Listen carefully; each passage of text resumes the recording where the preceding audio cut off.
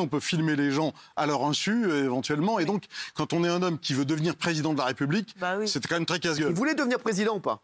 C'est une vraie question. Là, vous posez une question. Est-ce qu'il voulait vraiment devenir président? C'est une vraie question. C'est-à-dire que ses amis le voulaient parfois plus que lui-même. On l'a beaucoup poussé à y aller. Il avait la dimension intellectuelle. Il avait, à un moment donné, la carrure, l'âge.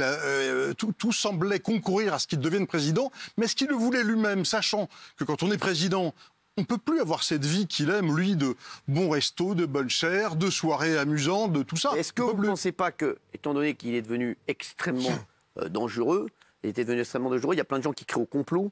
C'est ça qui fait dire aussi qu'il y a eu un complot parce qu'il était devenu tellement dangereux et qu'on était persuadé que c'était le prochain président, qu'il y a eu un complot autour de lui. C'est la thèse aussi qu'on peut entendre ici et là.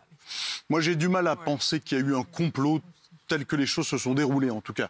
J'ai le sentiment, en revanche, qu'à partir du moment où il avait un pied dans la tombe, on lui a mis les deux pieds, la tête et le reste. On l'a achevé. Donc les gens n'attendaient que ça, en fait. Il y en a certains, en tout cas, qui n'attendaient que ça. Le premier faux pas de Dominique Strauss-Kahn, et quand c'est arrivé, ils se sont dit, on va le... Vraisemblablement, même si moi, mon intime conviction, c'est qu'il n'aurait jamais été président de la République. Ah, vous pensez? Regardez même sans ça? Oui, parce que je pense qu'il n'aurait pas passé la primaire. Il aurait été battu par François Hollande lors de la primaire. Les sondages commençaient, les courbes commençaient à se croiser.